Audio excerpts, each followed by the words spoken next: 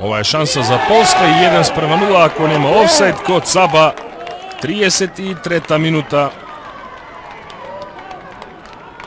Полска го прави тоа што го планираше, што го очекуваше.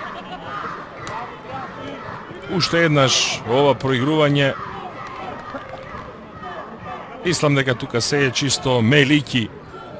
Беше најблиску до македонскиот голман и Полска победува на унгарците вечерва во Битола. Дори